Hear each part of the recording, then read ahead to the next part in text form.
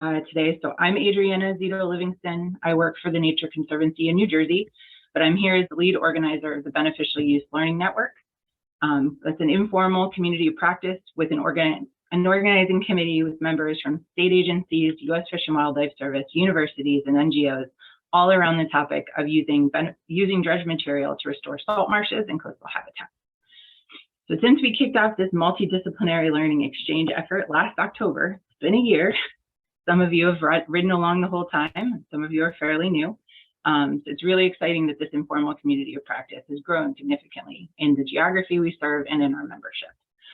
The Learning Network exists to facilitate the transfer of lessons learned and other critical knowledge between project teams, as well as regulatory and navigation dredging communities.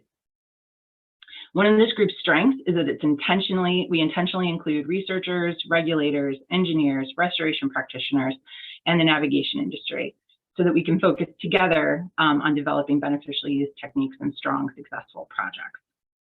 So while our viewpoints are different, as are some of our experiences, we expect and encourage everybody to engage openly and respectfully throughout the network as a whole, and especially on these topics today.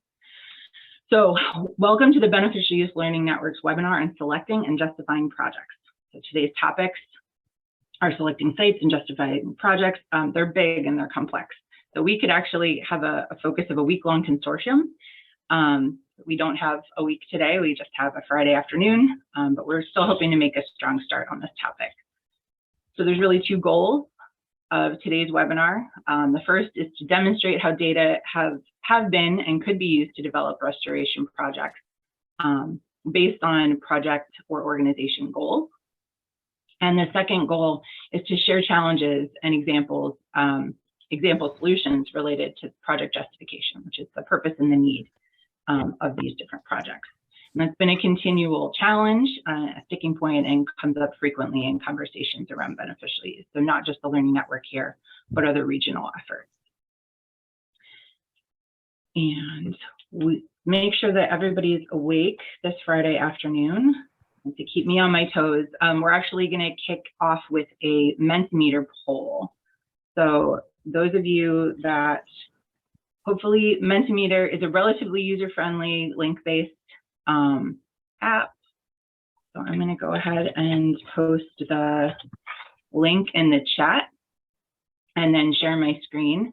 So there's two questions we're going to ask using Mentimeter. I don't believe you need to log in, but let us know if you're having issues in the chat and we'll try to help troubleshoot. So I'm going to open the presentation and we can see the results live.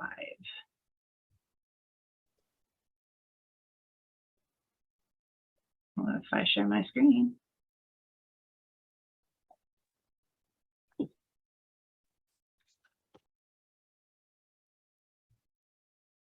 Laura, you're seeing my screen, right? So the first question is, what factors do you consider when selecting a restoration site? Those of us that have been doing this a while, all of them, of course, are important.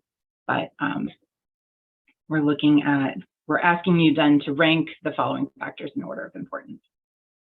And it's showing an average. No one's picking 3.3.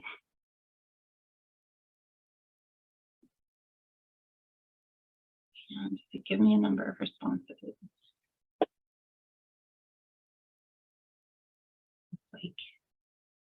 All right. The numbers aren't moving anymore. Either folks have given up on this exercise or we are all in agreement. So I wanted to start here to try to emphasize the fact that many that are engaged in this network are coming at it from different perspectives. So some, it's a dredging need and where can I put it, and that's okay. You know, many of us, and where the organization or where this entity started is really thinking about in response to habitat degradation, because it's ecological restoration we're focused on. But it looks like the clear winners observed habitat degradation or trajectory of decline, which is great. I'm excited even more about the tools that'll be shared today and kind of the bent of this conversation. So thank you all for participating there. Don't close the window yet. We have one other question. So in this ranking, I advance, hopefully, and this is going to form a word cloud. So asking, what's the biggest barrier to implementing beneficial use restoration projects? According to you, or from your perspective. This is the focus and kind of the motivating factor for a lot of these conversations. Not surprised to see permitting there in the middle.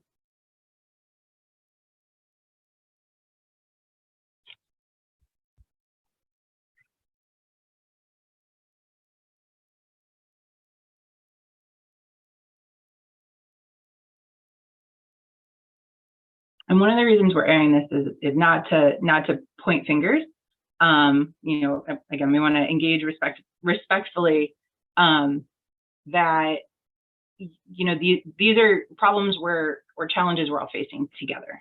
And so in sharing what's been learned and shared challenges and potential solutions, we're hoping to be able to remove some of those barriers in the future. All right. Any more?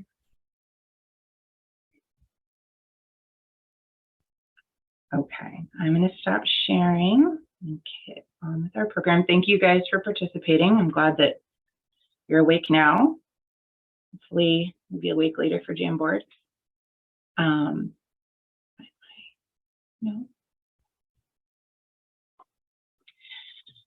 So we have two phases or two sections of today's program.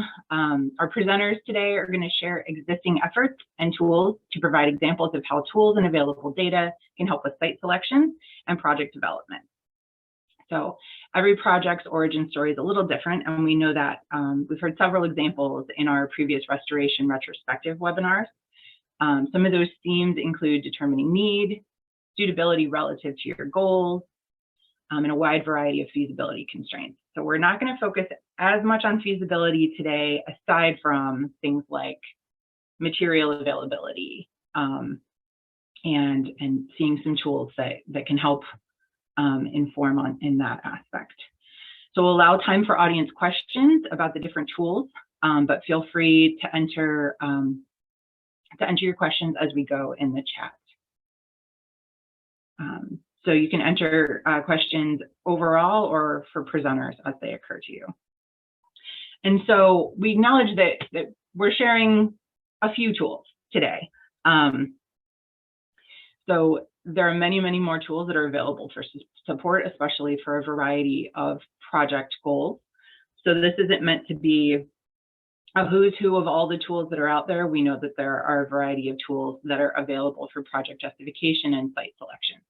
So we'll be sharing these examples as a starting point or as a sampling of tools that serve at different scales to give a variety and to demonstrate how different data can be aggregated and examined to guide site selection and project justification. So we're going to also, we'll kick off our Jamboard exercise by asking what other tools you utilize. And so Catherine just posted the link to that Jamboard in the chat. If things are immediately popping to mind, by all means, open that Jamboard and start to populate it. We'll also start there when we shift gears at around 2 o'clock. All right. So I would like to now introduce our first presenter, who is Kim McKenna. She's the Associate Director of the Stockton Coastal Research Center.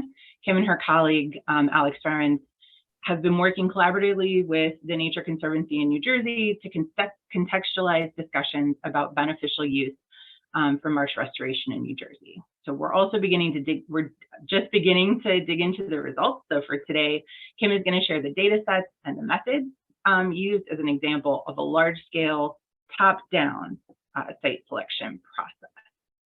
So with that, I'll turn it over to you, Kim. Okay, so I'm going to start sharing my screen. And let me know if you can see it. Yep, you're good. Great.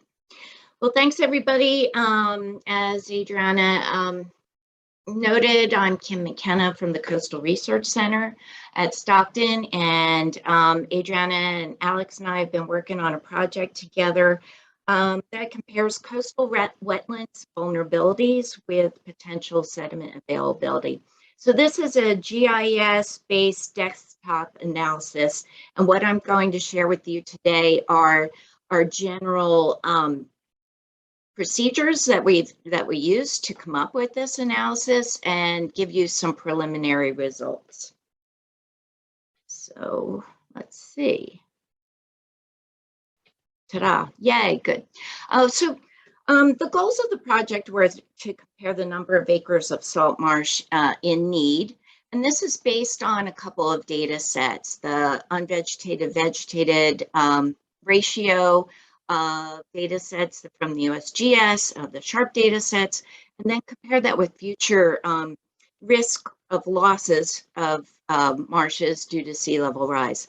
This comparison is with the existing sediment resources as well as projected sediment resources. And these sediment resources are based on volumes from the state as well as CDFs, confined disposal facilities.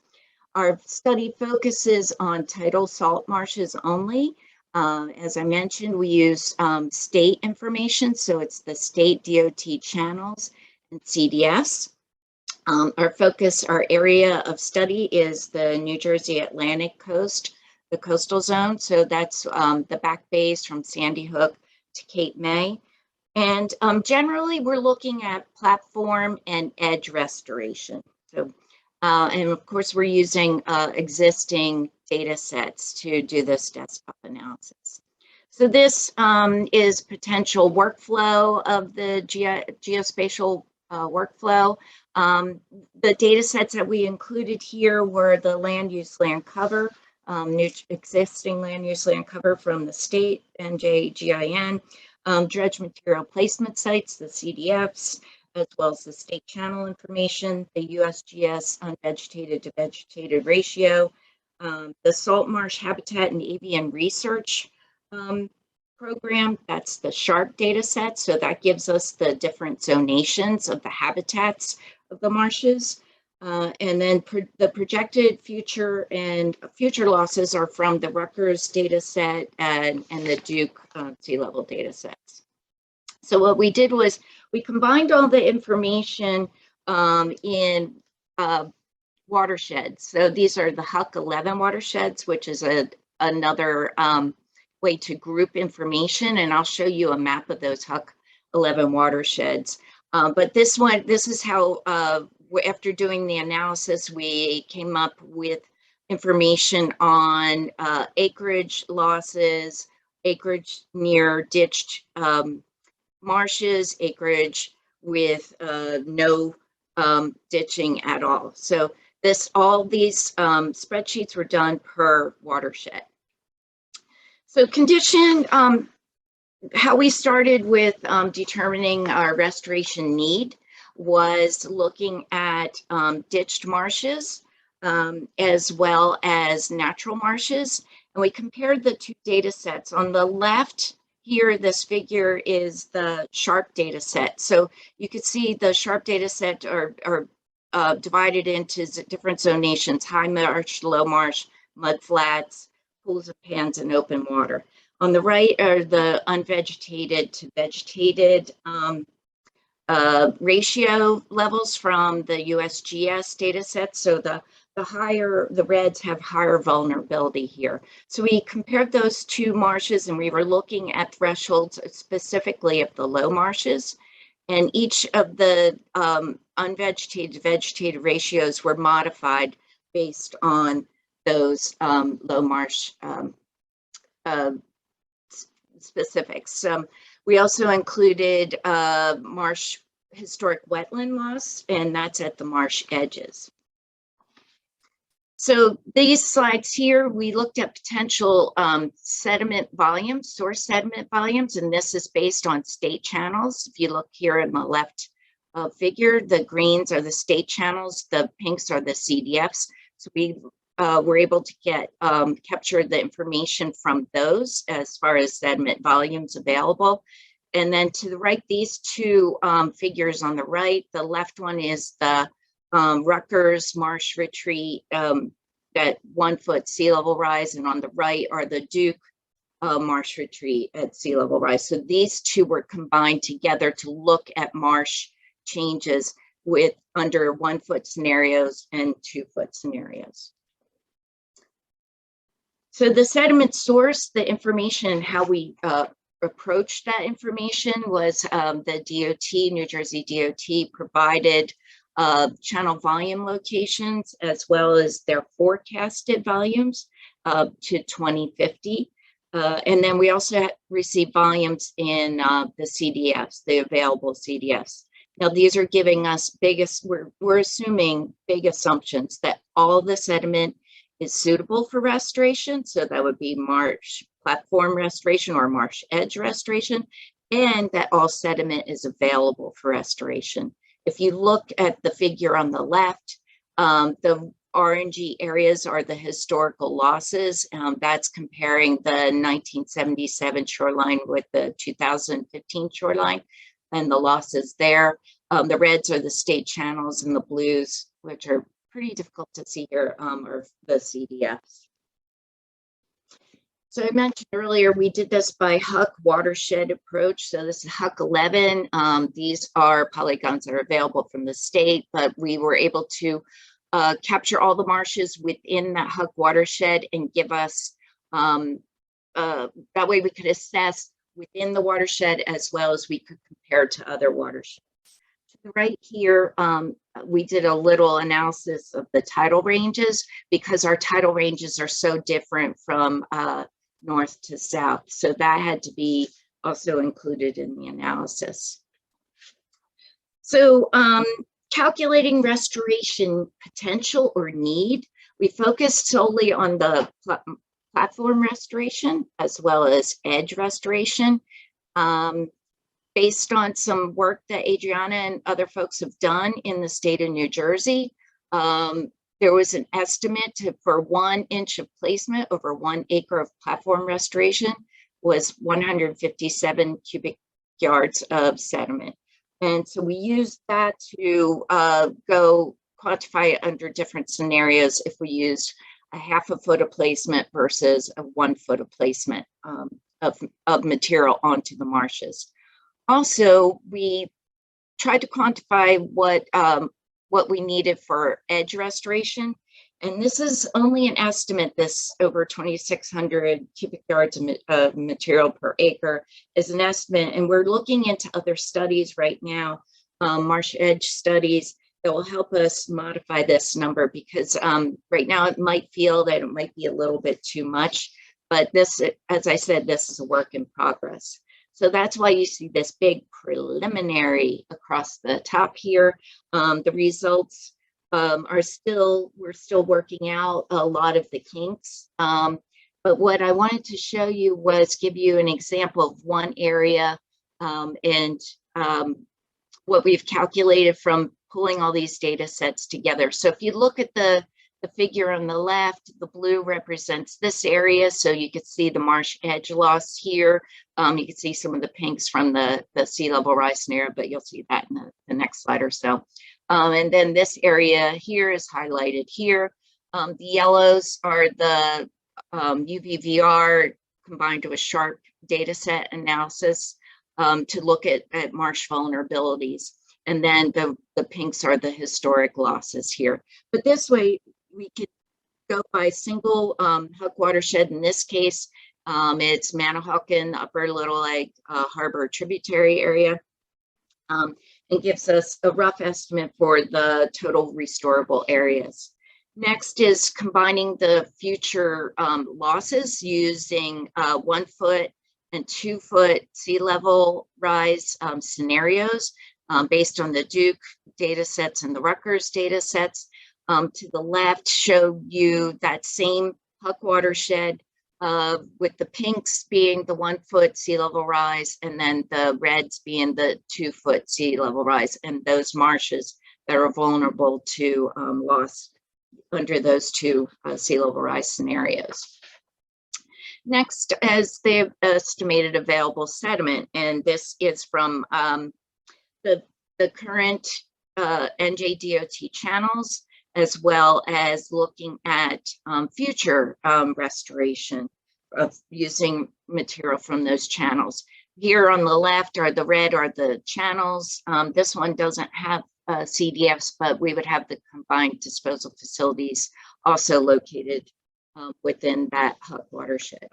So bringing all this information together, all this goes will be included in our appendix so that people can look at the specific watersheds and what is available as far as restoration needs. So looking at the vulnerable marshes, looking at marshes under projected future losses, and also bringing in potential sediment volumes, and then look at current situations here on the left as well as future situations.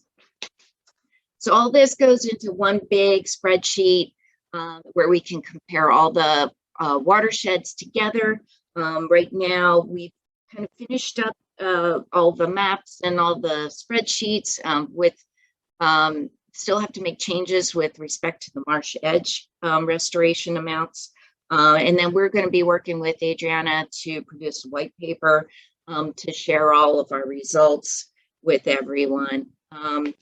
And hopefully we'll have that finished by the end of this calendar year.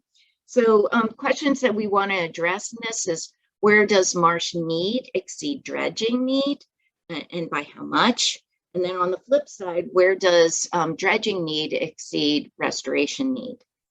We're also going to look at what role the CDFs play in increasing restoration potential. And that's assuming that all CDFs are of the same grain size, the same availability as, just trying to keep it all at one level playing field amongst all the CDFs. And then how do restoration sediment thickness and restoration acres and dredging frequency, how does this all contribute to the regional sediment management plan, which is underway right now?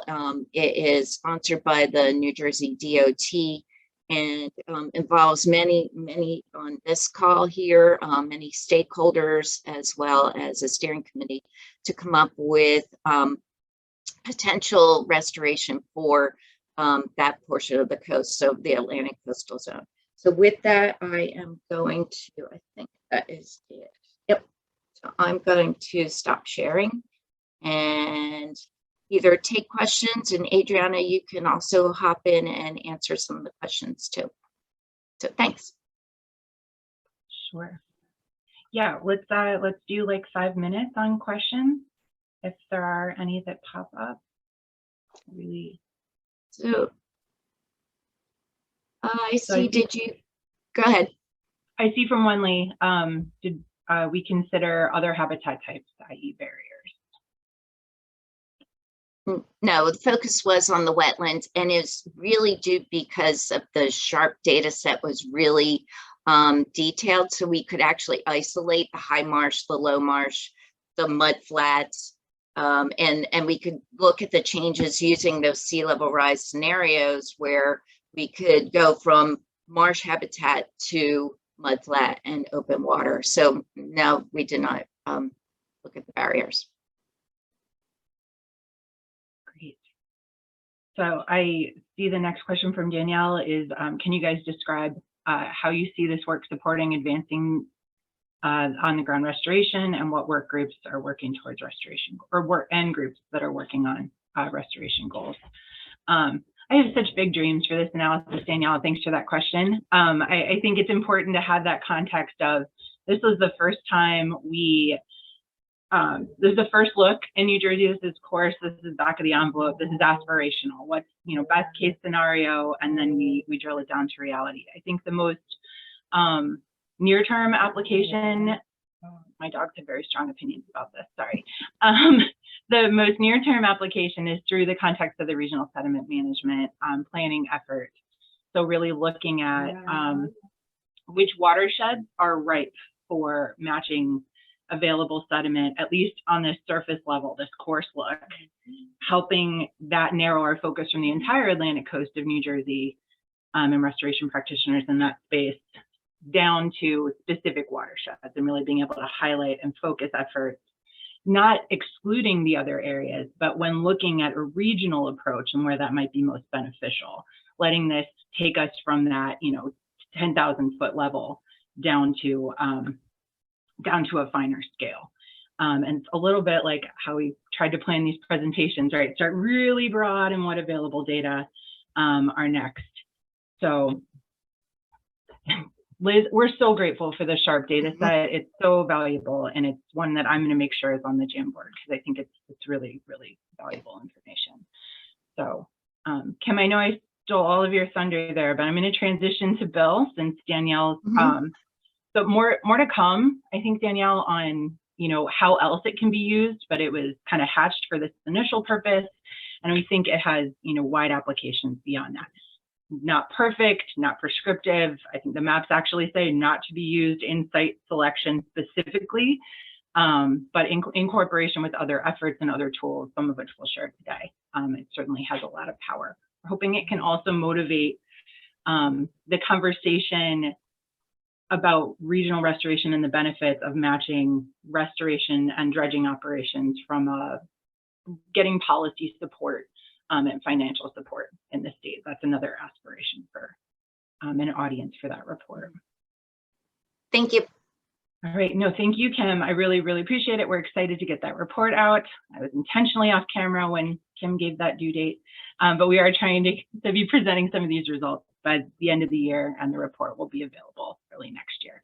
This group will be one of the first for the rollout. So with that, thank you so much, Kim. So I'm lost myself because I got excited.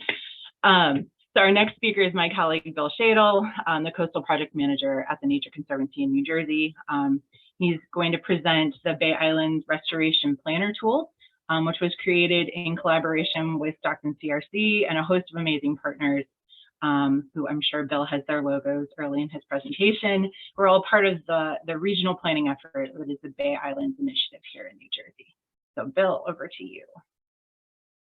Thanks, Adriana. Hi, everybody. And I do not have everybody's logos because I'm not doing a slideshow. I'm doing a live demo, but I will mention real quick, I'm just going to toss the link to this app, this web app in the chat in case you want to play around with it. Feel free. I will not be insulted if you ignore me and just look at it. Yeah, so this, I just want to give you a little background before I dive into sort of a bit about how this is laid out and some of the things that we looked at for beneficial use in particular, beneficial use marsh restoration in particular. So background, this is a product of the New Jersey Bay Islands Initiative, which was formed in late 2019. It started as a conversation between a municipality, Long Beach Township, and the Fish and Wildlife Refuge, who co-owned an island. Grew quickly to add Stockton Coastal Research Center, Mordecai Land Trust, Barnegat Bay Partnership. And then from there, now it's about, I don't know, 15 or so agencies, organizations at the meetings. A couple of private landowners come. So it's pretty active, very active group. And what happened early on was we knew we needed a way to assess island condition. And so it started out, the thought was, well, let's just get the data in a spreadsheet. And then we thought we'd benefit from a visualization of that so we can make some joint decisions, present the information to others. So then it became, okay, we're gonna make something, a web app, which is what we see here. And so we had a small subcommittee of some of the partners I mentioned, and then U.S. Fish and Wildlife Service, the Refuge, and the Nature Conservancy kicked in some funding for the Stockton Coastal Research Center to assemble, compile, and create data. And then that gets put to TNC web developers who create the online app that you see. So we are still, this is, you see beta up there on the left. I still consider it beta until we have this next round of sort of updates made, and then we'll consider it the end of phase one. I'll explain what that is. For those of you, real quick, not familiar with the coast of New Jersey, this is where the islands are. Those red dots is the geographic focus. So it's around Brick, Point Pleasant Borough, down to the Beach Haven Inlet. That's the current geography of this tool. That was the initial geography of this group. Now the geography has expanded south to Absecon Inlet by Atlantic City. So we next phase 2 will be to do islands further, continuing further south. So lay of the land of the tool itself, I just want to give you that before I go into some other details. And it is in the upper right, you have different base imagery. You can zoom, you can search for a place. Still testing that one out, but you actually type in the name of an island and zoom there. You can also type places in the country and go there. So it's, I think we should need to be a little more specific than that. The bottom right, automatically you have the, the legend pops up and you can hide that. You have a way to measure things, linear measurement. You can do aerial measurement. And you can change what the metric, what it is to acres or whatever you want. You have this ability to wherever you ended up in searching here, you can click on this little forked tail here, and it brings up this save and share. You copy it to a clipboard, send it to someone, and it brings you right to that person, right to exactly where you ended up. So you can show your selection, you can show how you got there a bit. Supporting layers are here. These are super useful. We're probably going to expand that a little bit. Left side has this real brief intro to how to use it. We'll probably expand that into more of a guide. And on the left side is how you filter islands. So one thing we really wanted to do is be able to filter islands based on criteria the user selects, and then come up with these islands meet this criteria. We group them into data that would most likely get at the condition of the island, which we're calling like restoration need, and others that would inform planning. Of course, you can use them however you want to. There's no restriction on that, but that's how we group them. And the idea was, and this is the part that we're still trying to work out, it doesn't, I would say not, we wanted it to prioritize islands. So you want to be able to click on something. You can then island edge erosion. I don't know if you can see, it's a very faint line, but there's a histogram above every bar to show you basically where the data lies. So most of the data is short island erosion. This is length of island, average length. Excuse me, this is volume. This is acres lost. So you can see most of the islands fall to the lower end. But anyway, if you want to find how many islands lost, 11 to 20 acres, you're down to this one left. I'll turn that off and all the islands come back. So it's always, you start with all the islands and then you narrow it down to the ones you've selected. So so that's how those sort of slider bars work. Again, you have the histograms. Every data has a little information box, and it explains with usually a link to the source about what it's doing, what the data is about, and what the source is. So things like island edge erosion clearly is something you might want to use, have beneficial use if you want to restore back to a previous footprint. Soil penetration depth, that is the sort of corollary to something like bearing capacity, only it's measured where the deeper you go into the soil, the mushier the soil. So how much weight can it possibly support? It doesn't tell you the weight, but it's an idea of, is this squishy or is it not squishy? That's from field assessments. Shoreline change, which is similar to edge erosion, it's just a little bit different, is one. And then we have proximity to, in the project planning category, proximity to waterways or navigation channels. And most, as you can see, we have the 0 to 1 mile. So everything's relatively close to a channel, but this gives you some idea of that. You can select islands that way. So those are data in my mind very quickly, and there's others depending on your mindset when you go into it, but that relate to how you might align an island restoration need with a beneficial use project. That's on the filtering side of things, this left bar. And in the middle, this is really useful. This is just visualization rather than any sort of slider bars, but they're useful also. Now you can just look at all the waterways. So these are black are state channels. The red is the federal intracoastal waterway. We have a subaqueous soil map.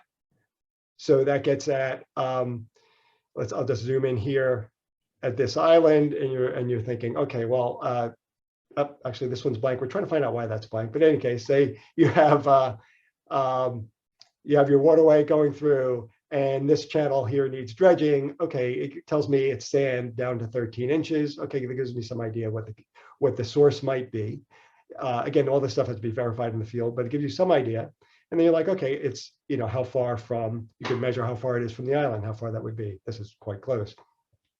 The other things it gets at that might be useful, bathymetry is another thing we have on here. We're going to also add contour lines, not just shading, so that'll be added.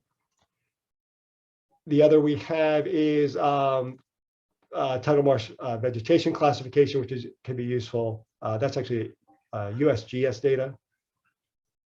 And this two different ways showing the shoreline analysis. One is the boundary, and the other are these transects. So it's another thing to show with island edge erosion and the shoreline change you have on the left. So these are all basically some of the data that can help you align restoration need of an island with the availability of sediment. Of course, you need to know there's a project in the vicinity. But once you know it's a federal channel or a state channel, you can go to the requisite agency and find those things out. Another thing I'll point out is if you ever happen to use this in this upper button, this is just pulling in from the NOAA charts data. If it doesn't work, it's because of some issue with on the other end. We had to actually update the address pretty recently. But it's another handy thing to show you depth. This is depth at mean low water. That's how NOAA charts work. And the one last thing I just want to show you is when you click on any island, on the left-hand side pops up all the data we have for it. This name of the island is Sandy Island. It gives you the acreage, all the data that we have. And the other thing you'll see is, I'm going to zoom out, is these rings pop up, and that is just a 1 mile and then 3 mile circumference around the island, just to give you a sense of distance that things might be. Again, a channel for how far you could get sediment, dredge material, or other resources, but it just gives you an idea how distances quickly visually. I think that's about it for everything I have just to show you on this and how it might be used. And our next update, I'll tell you, is probably, I think by December, I expect, maybe early January, to have the next round of updates up. And one of those will be getting at the that idea of filtering islands. We're working through some of that. We're going to have some things real quick. For instance, tidal marsh ditching here on the left is just in linear feet, but that doesn't allow a comparison. A larger island that's ditched and a small island that's ditched the same amount the larger island is going to have more linear feet. We're going to also do like percent of the island. So it's going to be related to its size. That can start to give you a comparison. This island is heavily ditched for its size. This island is not very heavily ditched for its size.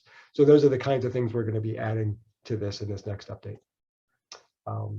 That's all I have. I'm happy to take questions if we even have time.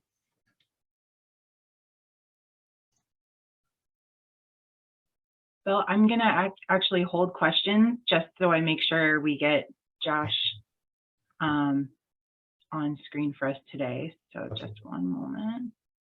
Of course, he's ready. So thanks, Bill. I think there's a lot of value to the BURP tool. It's been a really productive work group and a lot of lessons learned about what types of information's out there and how it could be kind of layered together to make it easier to build some of those project justification or those framing maps. So even if you enviably are not in the Barnegat Bay or on an island, hopefully there's still some transferable lessons and information on the types of data sets that were pulled into that tool that you could maybe mimic in your own GIS analysis. So really, really appreciate you sharing that tool today, and just been totally impressed by the Bay Islands effort. It's been an incredible learning experience. I think it's a great testament to the committed conservation practitioners here in New Jersey. So I'd like to then introduce our final presenter, who probably needs no introduction, at least not in the Northeast, but I'll try. So Dr. Josh Moody is the restoration manager at Partnerships of the Delaware Estuary, and he is here to present their watch tool, the wetlands assessment tool for condition and health, which also has some exciting updates around the corner. So thank you, Josh. Thanks, Adriana. Yeah, as Adriana mentioned, I want to focus today on some updates for Watch, and especially how they relate to sediment.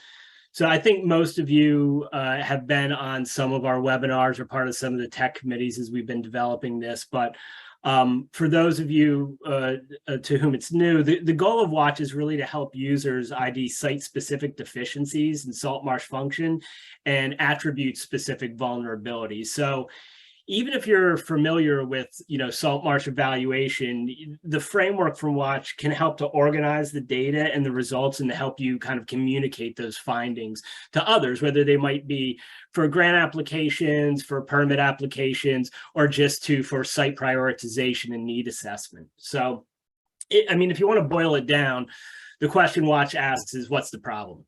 Depending on what your site is, how can we be sure of what the problem is before we go in and start employing tactics? We all come from different backgrounds and we tend to look at things through a specific lens, but really for salt marsh condition and functionality, a lot of that is going to be dependent upon a lot of holistic interactions that cross a variety of different qualities and attributes of salt marshes. And so Watch really wants to provide a framework for people to broaden beyond their own, set of lenses and really look across, a greater suite of attributes. So what Watch really focuses on is things like horizontal and vertical position, a variety of different biology metrics, hydrologies, soils, and water chemistry. And these were the sort of initial group of attributes. And what we would ask people to do is investigate these using scientifically defensible methods, using some, current states of desired values, possibly from tools like the Reference Wetland Database that New Jersey DEP has been working on, or also bringing in trajectory data from some of our long-term wetland monitoring sites, the Mid-Atlantic Coastal Wetland Assessment, Mid-Tram sites. And then it asks the user also to provide a variety of justifications for why they're choosing the data. So again, if somebody else takes a look at this, you understand what people are looking at, where they're getting their information from, why they're looking at it a certain way, and why they're going to interpret it, from a certain point of view. But of course, like all tools, they're all missing items. So last year in some of our workshops and works with the tech groups, we identified some needs. And a big one was around considering sediment. And so the question was, what does that mean? And that's what I want to talk about today. But there's also some accessibility issues. I was in a clunky kind of spreadsheet, where do we go to get the reference data? So some of those things needed to be attended to as well. And so the basic workflow is for Watch is you put some data in, it does some calculations, you get some things out. So we'll look at some values of some of your recent metric values and some criterias of these different attributes. Let you know if you have a problem today. You can get some trajectory data in there, some forecasting timeframes. It'll let you know if you kind of have a problem, if you think you may have a problem tomorrow. And then based on different combinations of these attribute violations, you've either provided evidence that there's likely a deficiency, you have not provided evidence that there's a deficiency, or maybe you haven't really looked at everything and there's some key attributes here that it's going to recommend you look at before it wants to go down the road of deficiency detected. But really up here, if you're looking at salt marshes, you don't see anything about sediment. And that was a pretty big issue. So we've spent the last year and a half working with a variety of people to get something in there that considers sediment. And that was, one of the first kind of issues with that is, well, what do you mean by sediment? Is it the amount of sediment that's available? Is it where it's landing in the water column? Is it, how it's offset by decomposition? And the answer for all of those things is yes. Like it needs to consider as much as it can. So what we did for this is we made 4 attribute connections. So first, with hydrology, is there sediment available? Is it moving around your site, whatever size that site might be? And is it collecting in a way that allows the site to prograde? Is it collecting up on the marsh platform? And what's its relationship and how's it offset with vertical position by decomposition processes? And so we asked the user to put in some information around each one of these. And then what it does is it does some pairwise comparisons of each. So it'll look at these, in each pairwise comparison, and the outcome can either be positive, negative, or neutral.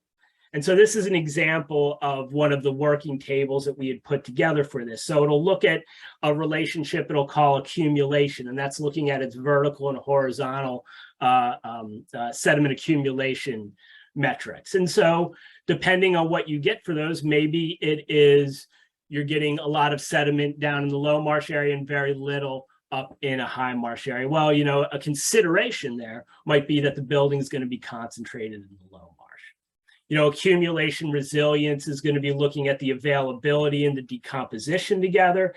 And, considerations around that might be that you do have a lot of sediment available, but you've got pretty high decomposition rates at the site. So you're going to want to consider if you really have enough sediment that's going to offset that.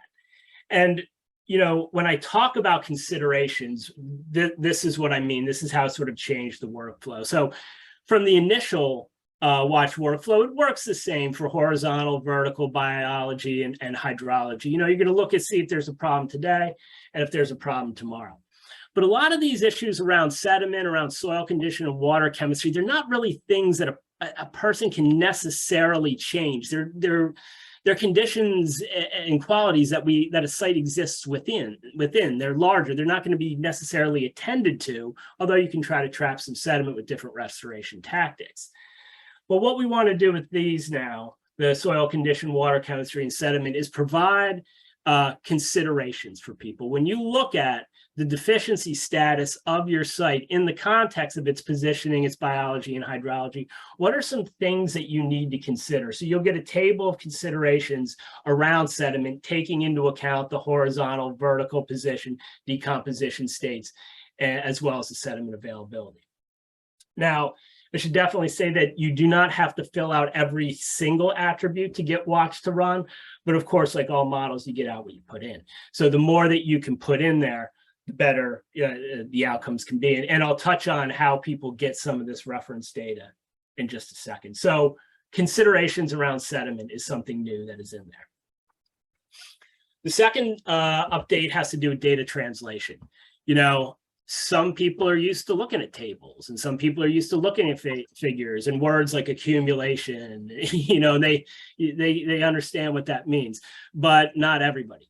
And a lot of the people who may not understand that are people that we need to work a little bit harder to communicate that to. So data translation is another feature of this that we're finalizing now. And the idea is to translate the quantitative output into descriptive and digestible linguistic format, which we thought was going to be sort of a no-brainer, and it wasn't the case at all. Very difficult to do. So the idea is when you're finished running Watch, you're going to have this small printable report. And the report will include the tables and the various graphs that come with it, but it's also going to include a fairly brief paragraph where it's going to translate those different violations into a linguistic format that people can read, or they can create bullet points out of for presentation. So in this example here, everything in gray is template text. And then based on the different calculative outcomes, you get different types of, words get populated throughout this. So, the evaluation of the data indicated a deficiency driven by some particular attributes. The site may exhibit good vertical building and high ability to prograde. Accretion is likely to persist and declining elevation due to composition, let's say, is not a concern. salinity is moderate with good carbon sequestration potential and appropriate for, say, rib mussels and oysters. So that is something we're finalizing now that'll be available in the update. And then also the last is the ease of access. So we're working with Michelle Stewart at Rutgers now to, get this up out of the clunky spreadsheet into an online platform where people can, get into it and enter the data a little bit easier.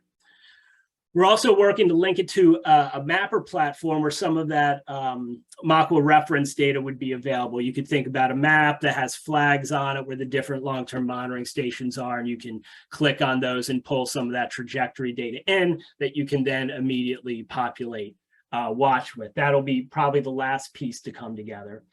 And we're hoping it will include, the MAQUA data, but also links to the reference wetland database, try to make that one-stop shopping for people. And also you can, if it facilitates some movement between the attributes as well, you can, test and retest results using different metrics. For biology, there might be a variety of different things you can look at, and there'll be, a little bit of color coding in there to direct people towards some of the results.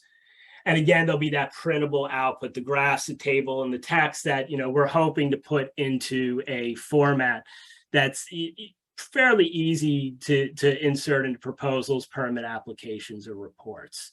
The timeline on this is in middle of December is when we're shooting to have that, at least the calculator live on the web, and then we'll be revisiting the mapping platform for the reference data later, although there will be links to some reference data sources in the calculator as well. Right now, you can get the more clunky spreadsheet version off our website, but that will be replaced with the link to the web page as that becomes available. And so that's all I have, Adriana. Thanks, Josh. I know I've used the spreadsheet and it's great for organizing your thought process, but I'm super excited about a web-based tool, especially with the spatial data you referred to.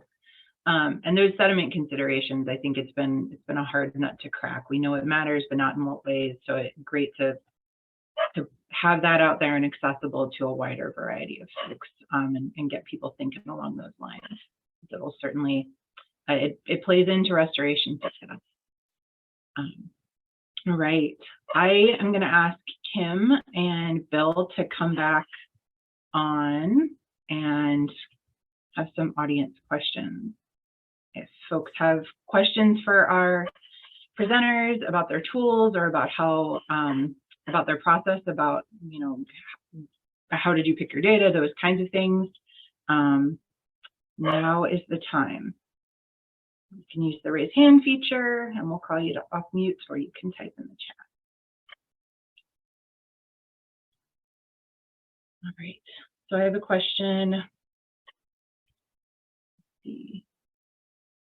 So these tools all seem very useful for strategic planning and implementation. Is anyone aware of these tools expanding geographic areas outside of New Jersey, Mid-Atlantic, or know of others doing similar work in New England? That's a great question, Bree. I know presenters first. Yeah, Josh. I would just say that, watch you can use wherever. I mean, it's not geographic. It's got a geographic focus on what you're looking at, but you can use it to look at something anyway in a salt marsh right now. For the Bay Islands Restoration Planner, there's not beyond the local geography that I mentioned, going down further south to Atlantic City. It's serving the needs of the New Jersey Bay Islands initiative, and that's how the geography is determined. We're not going beyond that. Not that we couldn't share methods and things with anybody who wanted to try to make it elsewhere.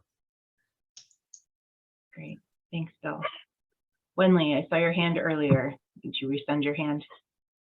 Yeah, I had that question as well, but for Bill, I'm just curious, and maybe Josh, this would apply to you, but since yours is so regional and place-based, have you found that your tool, working with your partners, have you found that it has identified sites that you hadn't really considered before? Have you gotten to that level that you could really start playing with it and working with partners to help with restoration planning and prioritization? Should I go first? Or you got it, Josh? I'll just say, Wenley, good to see you, by the way. We did an exercise. We have a project. Long Beach Township has a project awarded by NIFWF, and it was we kind of use it as a first test of this tool. It's one thing to play around with these tools, like I showed you guys, and go play. And then it's when you really want to answer a question. And then we started realizing, oh, it's not helping us prioritize as much as we thought it might. Things like that. We started uncovering some of these things that we want to improve, and that's how we came up with a list of what the improvements. But that project is selecting 5 islands that both need restoration and protect Long Beach Township from waves and things. So that was the idea, and we started using that. But we also had to go to other tools, get some additional information. So we're thinking about how just improvements along those lines. It won't be perfect, I know that, but. I think for us, it's kind of a combination of answers. Of course, as soon as we released it, we started a couple of projects, like one with, the city of Newcastle, where people immediately want us to use this tool in places that it wasn't necessarily designed to be used. So it provided actually kind of an opportunity for Leanne and Ellie from PDE and myself to really get in and kind of start to stretch the tool a little bit and get creative with it. But in terms of its use for prioritization, Watch isn't necessarily a prioritization tool. Other tools that we have, like the Living Shoreline Feasibility Model, that's where you're kind of going in and comparing things across a bunch of sites. For this, it's like you already have the site in mind, and what you really want to know is, if it has a problem today, and if that problem is likely going to continue, what is sort of the trajectory it's on. So we've used that in a couple of different ways. So we're using it currently in Delaware to evaluate a bunch of different sites. And, depending on how, we live in an area where all the sites have some kind of issue, right? There's very few sites that are so pristine that there's not something going on there. So it is allowing us to maybe choose some different sort of low-hanging fruit, or things where we think a trajectory slope is maybe a little bit steeper at one place than it is another. But it also just allows us, we're also using it to say, like the Gandy's Beach restoration site, to think about for the future, what are some of these metrics looking like? We've been collecting long-term data at a site, and do we think that its trajectory is changing at all? Or are things getting worse? Are they getting better? So I go back and forth on whether I consider this more of it's definitely a planning tool, but it's really for understanding holistically what's happening at the site. And you can use that for prioritization, but it's not necessarily its singular sort of focus. That's helpful. Thank you. Not being familiar with that tool before, and knowing that those metrics we could be applying it as you're doing in other regions as well. Yeah, feel free to shoot us an email. I'll be happy to take you on a tour. Just another quick plug for Watch. PD has done a fantastic job of providing training videos. Josh, if you have your fingers on, or I can find it real quick, the website for the Watch tool. There's some great recorded kind of tutorials, which are a great place to start. I will add the link right now in the chat to the webpage, and on there for both the Living Shoreline Feasibility Model and Watch, you can get the tool and instruction video and the user guides. And I should say the user guides for both have scenarios, basically word problems, to get you in there and kind of show you how to use it for a couple different things. Absolutely. Well, thank you so much. I would say last call for questions for any of our panelists or presenters.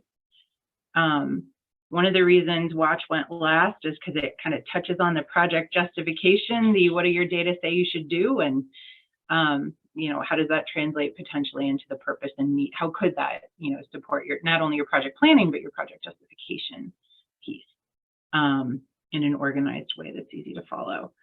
So I'm going to pause. Last call for questions.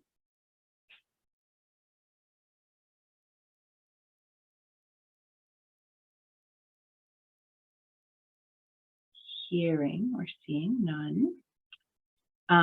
We'll maintain momentum. Thank you so much to our presenters for sharing your tools. Again, they were chosen as a sampling of different scales and different ways that available data or decision support kind of pathways for how data can help inform, site selection and project development.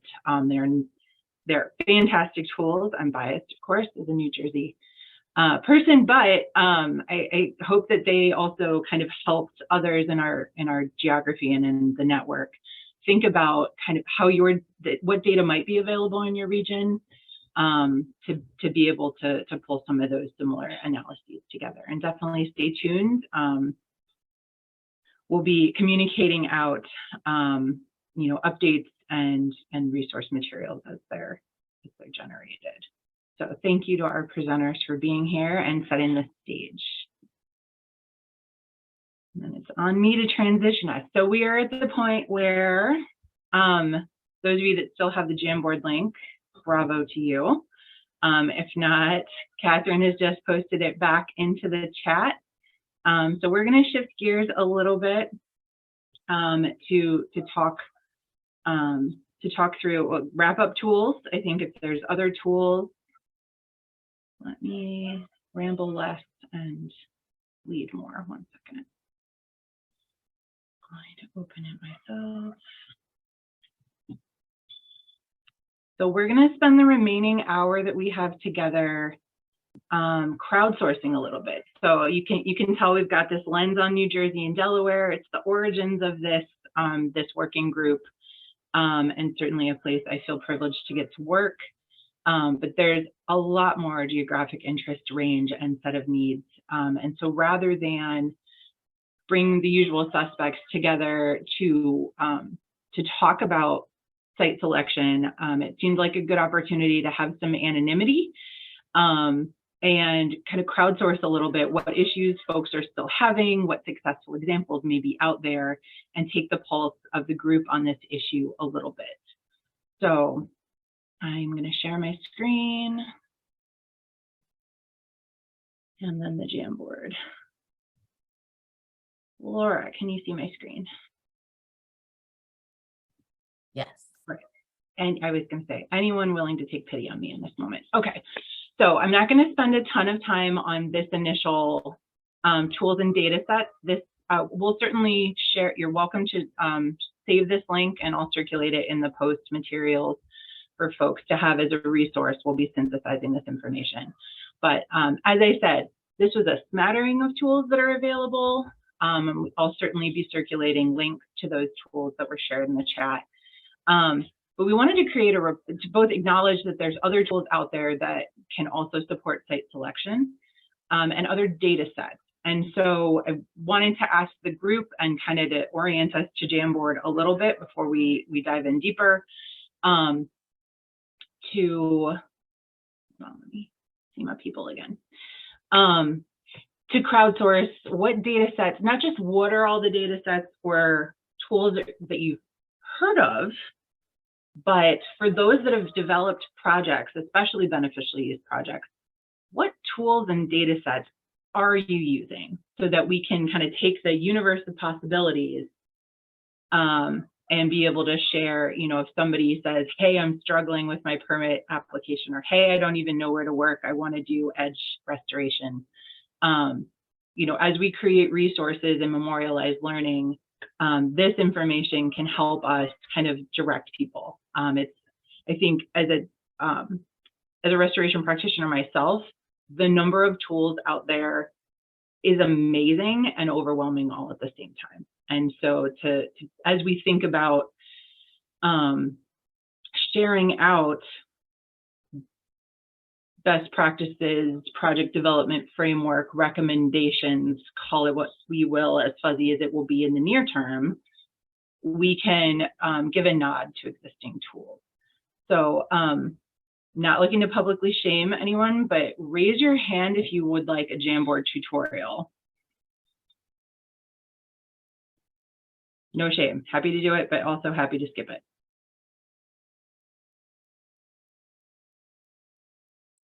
All right. Adriana, I may be getting some feedback that it's only in view only, as opposed to being able to edit it. Okay, hold on. And sometime anyone with the link can. Aha, aha, thank you. All right, you shouldn't have to do anything except refresh your screen. And now it should behave. Excellent. I start to see anonymous critters popping around on the screen. Thank you for that. Sorry, guys. Okay, so what we're hoping that folks will do just for a quick minute on Jamboard to help kind of warm up our fingers and prove we're still awake is I've pre-entered some tools that I'm aware of. So the Bay Island Restoration Planner is the one that Bill shared. The Watch tool is the one Josh shared. I'm aware of the U.S. Fish and Wildlife Salt Marsh Sparrow Priority Mapper, TNC's Coastal Resilience tool, Marsh Explorer. So I was going to say, so pen to, if you use the tools that are already listed, check mark it, exit, whatever is helpful to you to indicate use, and then use the sticky notes here. And you can pick any color sticky note that will change later on, but pick your favorite color and type in the name of other tools so that we can have a comprehensive list. I should also say this is not necessarily representative of all the ones I'm aware of. It's just the ones that came immediately to mind in the 12 minutes I gave this slide this morning. Thank you. Yeah. So data sets or web-based tools. And then also kind of created two categories, whether it's most useful for site selection or project justification. So give folks a couple minutes to do that. I'm going to try something real crazy because it's a Friday.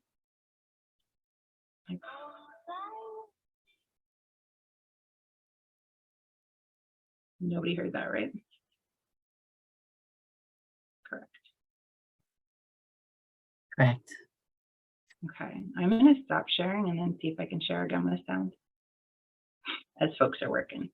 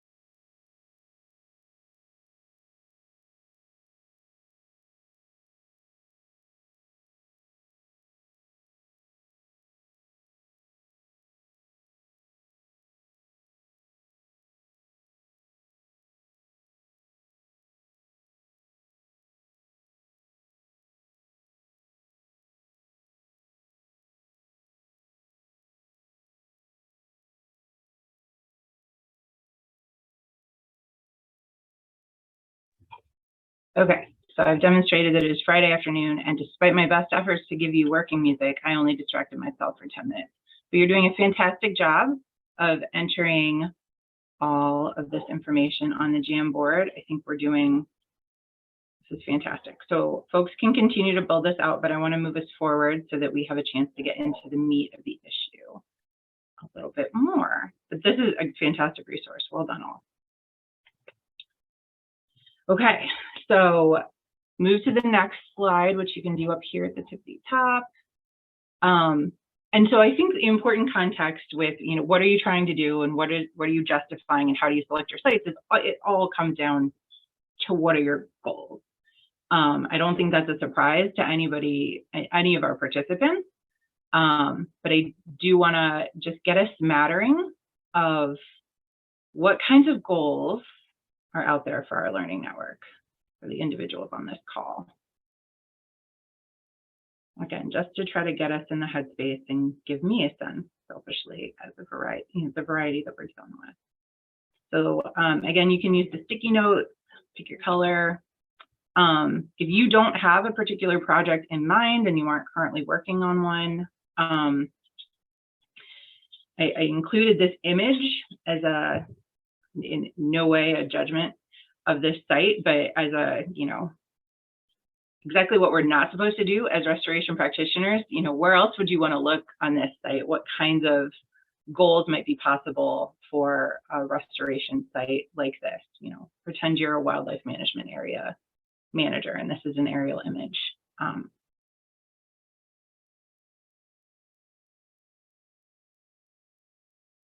Great, so community resilience, I see. Is it safe to assume that with community resilience and protecting communities, we mean from water? Is flooding really the threat?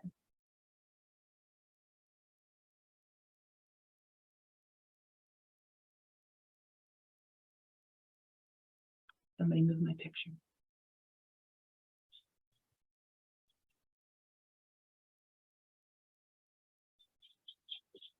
Perfect.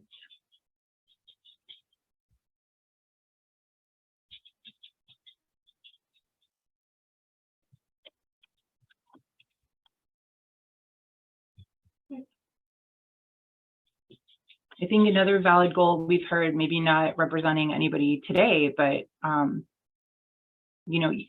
it's valid to come into or have as a goal to be clearing channels or to meet a navigational goal. I don't think these necessarily need to be mutually exclusive. So whether it's a secondary goal to utilize an available sediment resource. And since I can't type and talk at the same time, Bill, can I ask you to put that out? So restoring function, areas for habitat migration, making sure our marshes persist, carbon sequestration, that's a good one. Can I ask, I see some check marks next to bird conservation. Can I ask someone to clarify or add whether we need forage, nesting, or yes?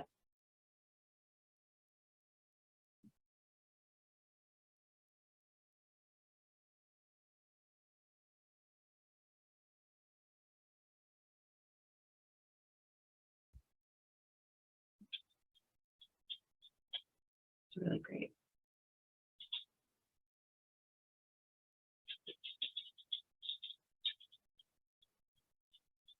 Okay, I'm seeing the check marks on the post-its slow down a little bit. If you're still working, that's okay. I'm just going to push on ahead a little bit. That doesn't change where each of you are. Great, thank you for clarifying the bird conservation. All right. And so hearkening back to that word cloud, right, that had permitting at the middle. It's fairly common and often in discussions about beneficial use and the barriers and enabling conditions. regulations, permitting kind of is central. And I may have an optimistic view. But I've been really encouraged by some of the engagement that we've had, at least in New Jersey, with our local regulators. So, you know, I think it's our challenge and our opportunity, both to dig a little deeper and see if we can put a finer point on things so that we can move forward together, or add, create resources, or add learning, or have some difficult conversations, not necessarily within the learning network, but I think that there's a role the learning network has played and can play in conveying these conversations. So there's two things I'm trying to accomplish with this slide.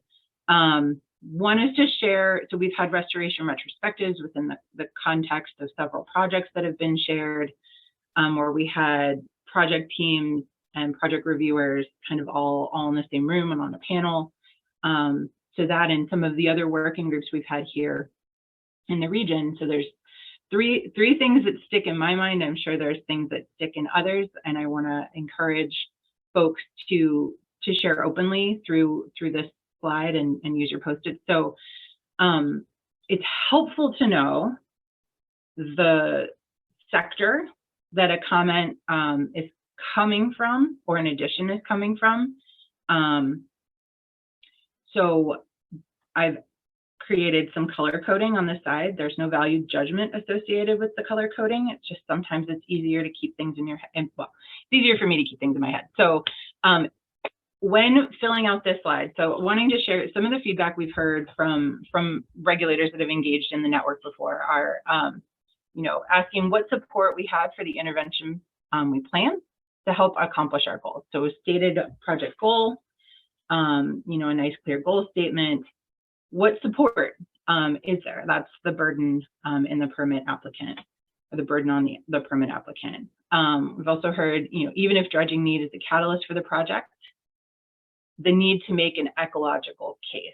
So it's okay if dredging a channel is how you got there, if that's the reason you picked the site, but what deficiencies, and hopefully some of the tools and what we've shared earlier, the data sets and things that are available, like making the ecological case. And I think that that's a place where there's an opportunity for rich education on what's, you know, what's available and how to make an ecological case. And then we've also heard tell a story. So tell me a story. What's the marsh going to be if you're successful in your project, and what are you trying to accomplish? So I don't think that those are surprises to anyone. They may be familiar, at least to folks that have engaged in this space before. So I wanted to start with that. So those are some of the types of things we've been hearing. We've had examples of, you know, action or potential suggested action, or select, you know, success stories of folks that have done that.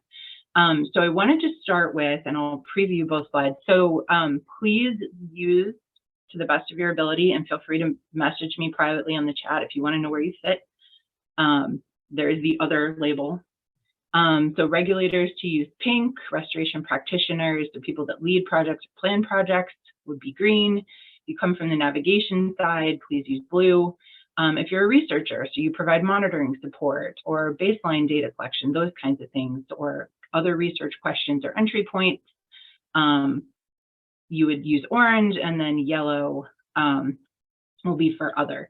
That got really long, and other was easier to fit onto the sticky note. So again, giving some time and space for folks to share what feedback you've received, or if you're one of those pink stickies, what other information that would apply broadly, you know, what other information have you given? Just to kind of get the range out there and get our heads in the space. So I'm going to just switch to see where we're going next with this. So feel free to start here. Really then sharing, okay, what have you heard? What are the challenges that have been issued?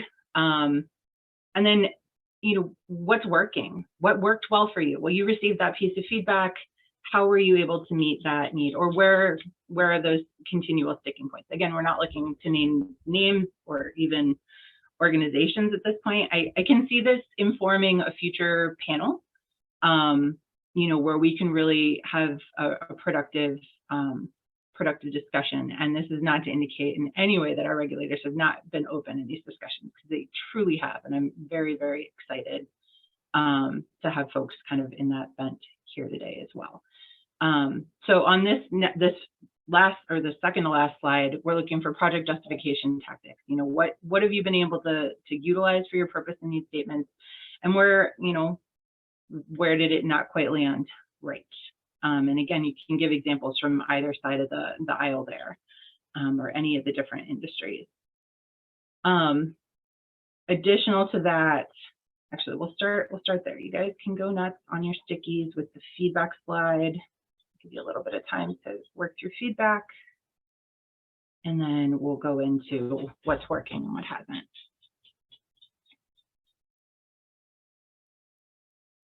And you guys don't just have to listen to the sound of my voice. If it's easier to speak something in the room or ask clarifying questions, type up. Since I couldn't find, this would have been soothing jazz music for those of you that just want to imagine it or find your own playlist as you do this.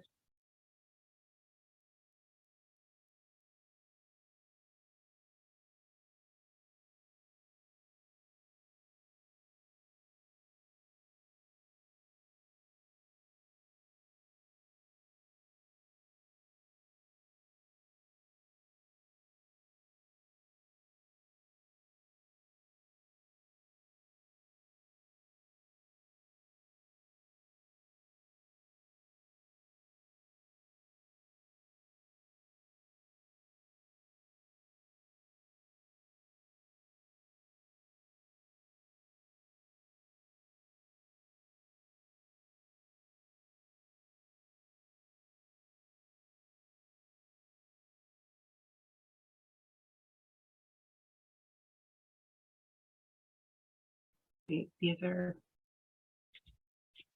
relatively familiar. It's great to get it out there. I certainly with this slide did not want to put words in anyone's mouth.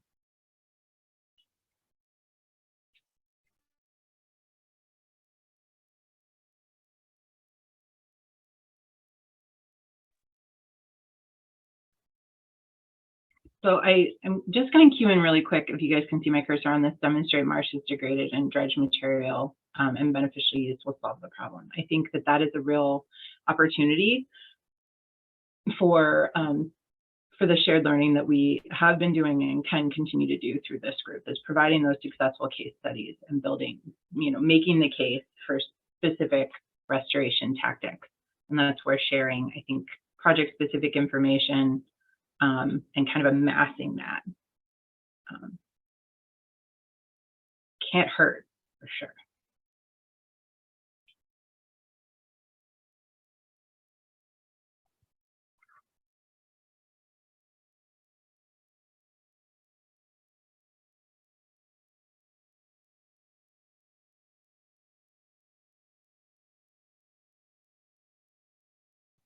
We see habitat conversion coming up a couple of times.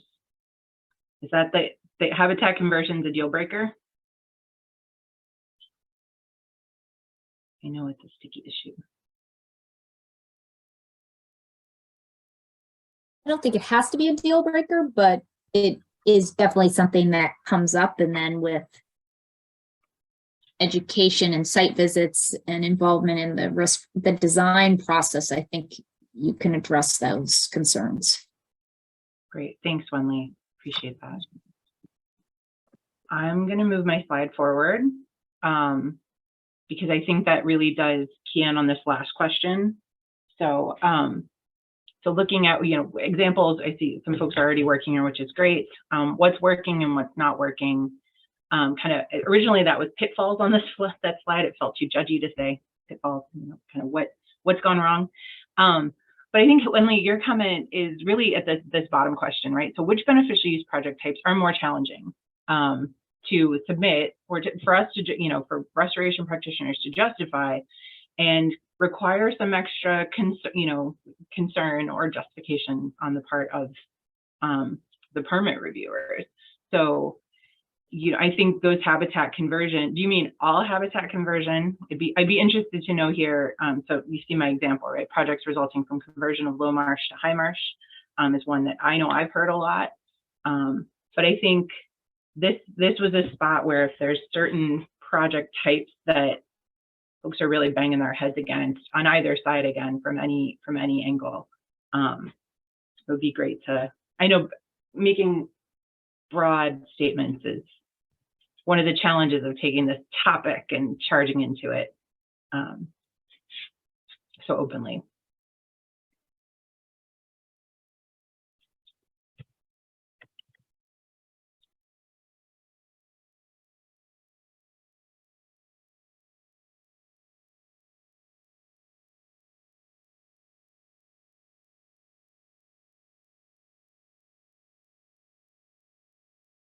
I'm really excited to see more things on the what's working than on the what's wrong side. So I think that's where a lot of recommendations can be given, engaging early and often. The cost, understandably, is not working. Having too short a timeline and not enough funding to really demonstrate the success that's being asked.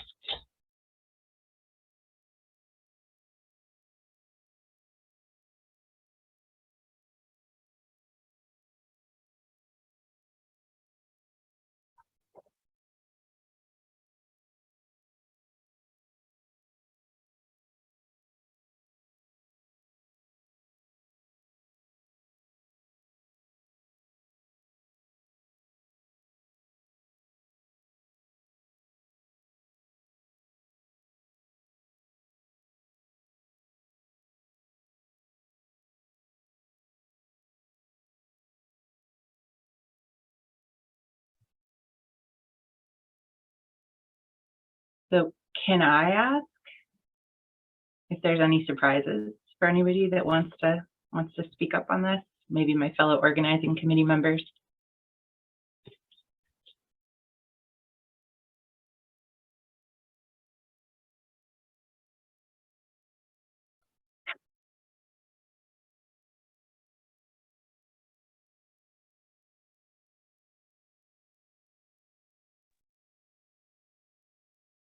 Can you repeat that, Adriana? I'm sorry. No, that's fine. I was kind of asking if there's any surprises, I would say, on the feedback slide or on, things that aren't working, project types. So just through this exercise. One of the reasons I wanted to ask, Wenley, was because, my concern with, as lead of this group is I don't want to be too New Jersey, Delaware focused and blind to challenges of, the wider community.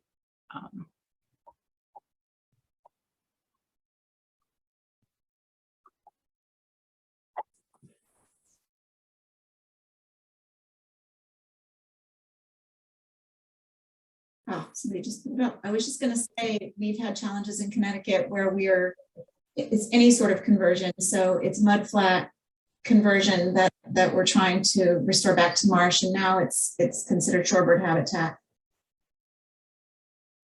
And migratory plovers and red-eye, other listed species, So similar to the other, any sort of conversion, once the habitat is converted. We can't convert it. Can only convert on its own and only in one direction. Exactly.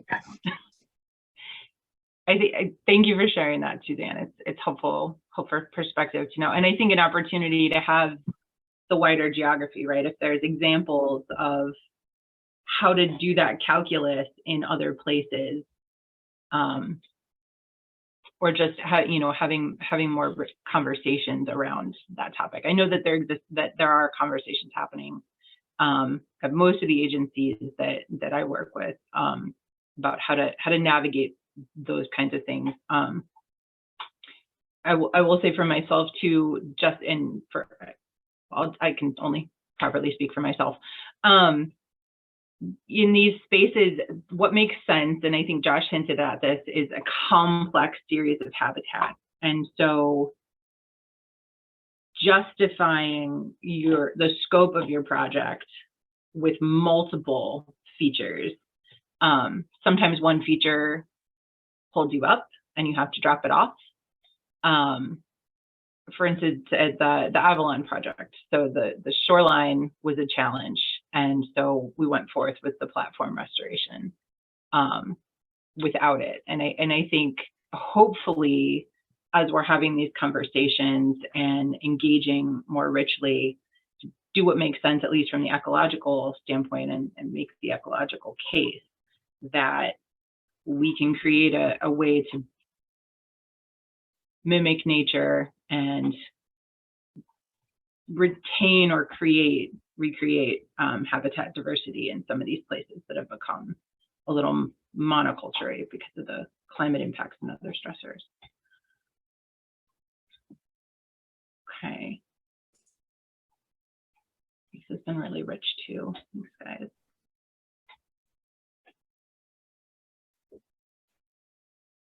So definitely feel free to keep working on these. The thing with Jamboards is it's always hard to know how much time to give.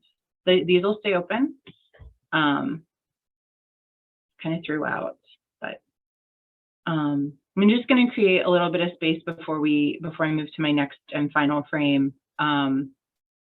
If anybody wanted to speak about any of these things, or just create some space for reactions. Again, I definitely don't want to put anyone on the spot, so just creating some space if someone wanted to speak on any of these things.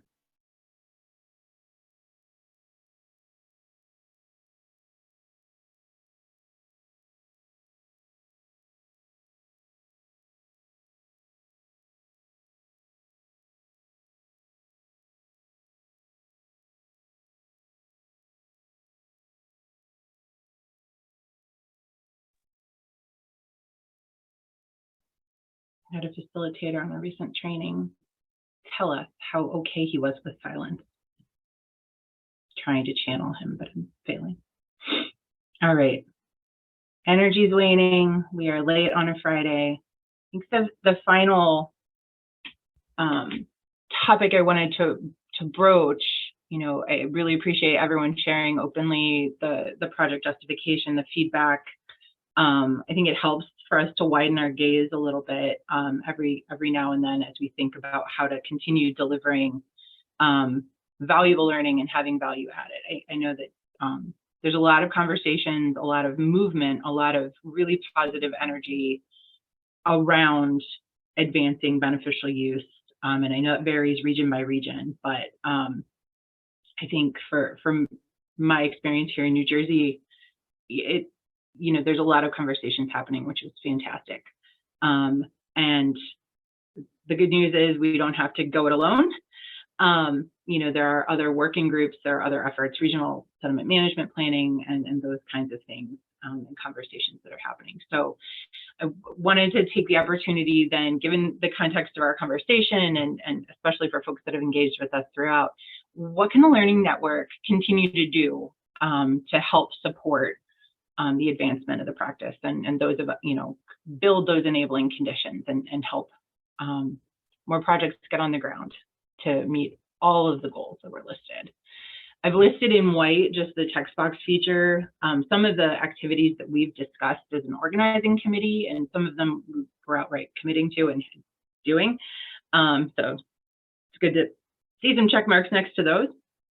But we are creating regional resource documents, so working with Stevens Institute of Technology to memorialize the learning that's been happening through the Learning Network, and create a project development framework.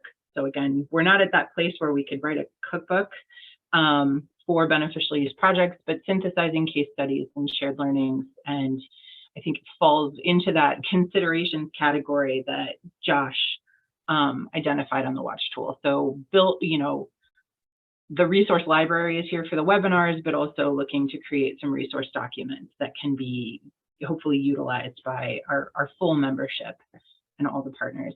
We're going to,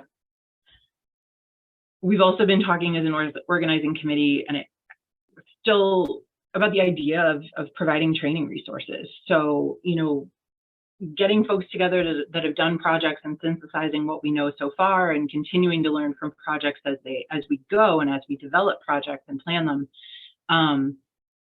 is really important. But does there need to be a second learning track for the interested municipal engineer, or for you know, other folks that might not yet have the capacity or have the interest to do these types of projects? Maybe not all of them, but really doing that intentionally, similar to what we did, I think, with what I've seen done with Living Shoreline and things like that. So creating training resources or potentially another learning series.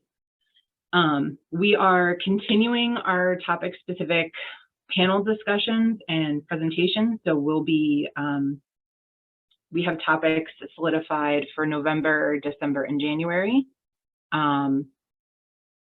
And beyond that, I think the organizing committee is due for an in-person retreat or workshop to really dig in. And so this feedback will certainly help.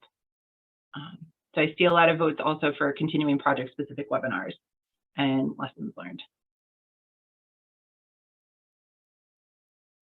Oh, and right, and the importance of thinking about creating a space, or how to create opportunities for regulators specifically to learn from each other and share lessons learned between states. I think that's a fantastic role we could play. All right. I do think this whole process is interesting to go through, and from a different state, seeing how much work New Jersey has done. Just different conditions with the amount of dredging that occurs regularly in New Jersey, and that doesn't necessarily apply to all coastal states. But it feels like other states are other regions are at different stages, and some states haven't even begun to even consider sediment placement, while other states have done some, but they're more restoration focused, there's less of that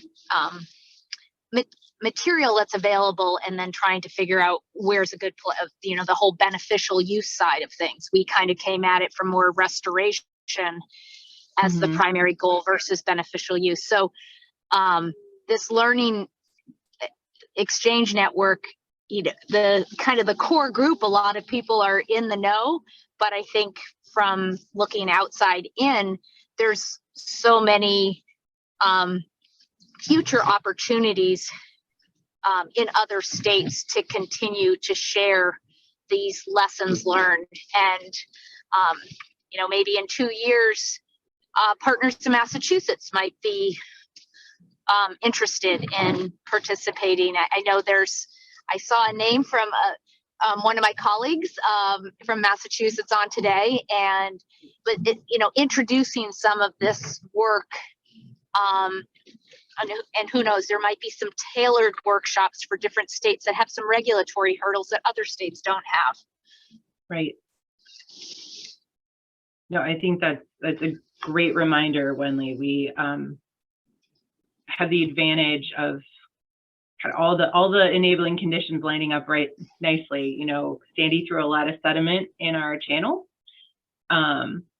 CDFs are, on their way out here, and the proximity to the coastline gives us a really rich opportunity. I think that's one of the things that I'm sure will come out in the restoration potential analysis, and that's not the case in every state. But if we can learn here and share there, or share out, would be certainly how we ended up in the lead on this. network. But then I look at the Gulf Coast and I think, gosh, we have so much to learn from them as well. So that gradient is important to keep in mind.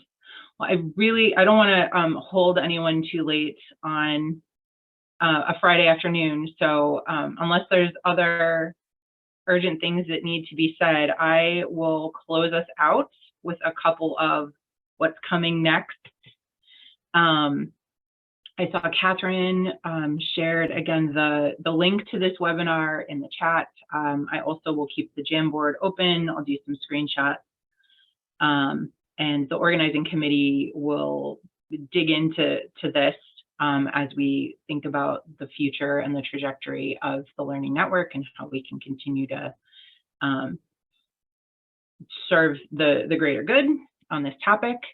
I'm just going to pull up my notes real quick because I'm fading.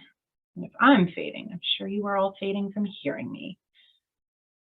All right. So I wanted to close out by thanking, again, our presenters, thanking everyone for engaging openly and for enduring my obnoxious color coding request. Our next webinar is set for November 22nd. Hopefully, we're going to finalize a couple more speakers for that. Wenli has graciously agreed to participate. I'm sure we can rope another couple of folks in.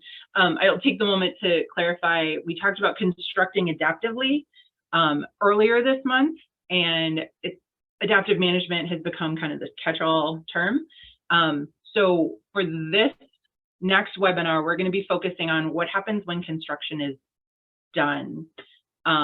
You know, the contractors have gone, and now it's the responsibility to make adjustments as needed to meet the goals, and or just maintain the site in its current condition, because there's a strong message from certain types of projects in certain places that, you know, this is not a one and done situation. Site maintenance is something that that is a really important thing to consider as we talk about what these projects are like and how to scale them, and managing expectations and sharing lessons learned.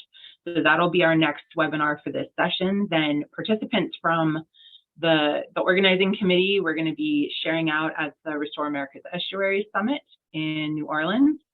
So we'll be recording that session. It'll be a lightning round of all we've learned in a year, kind of the rundown of our top lessons learned so far as we're creating those resource documents. And we'll also be having, the part I'm most excited about is a discussion, a panel discussion with folks from other regions. So folks from the Gulf, folks from the West Coast, other beneficial use practitioners.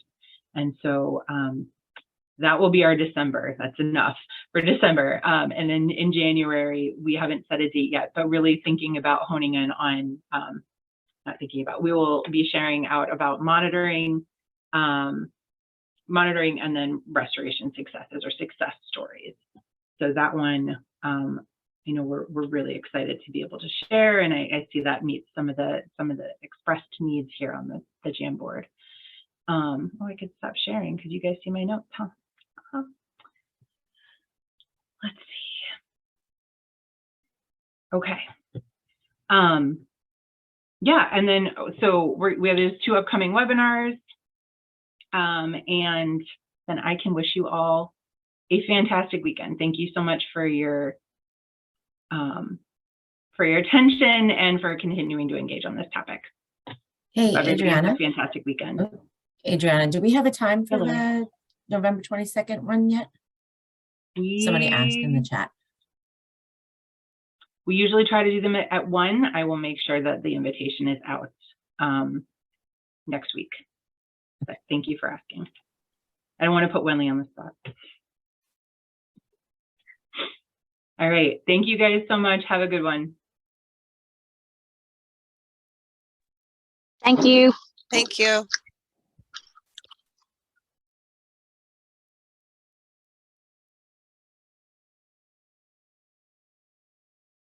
I need to get better about just sharing windows. When will I learn? Such is life. I don't think the Jamboard portion is going to end up in the recording either. Bye, Joe. Oh, why not? at least the shared screen, right? Would show up.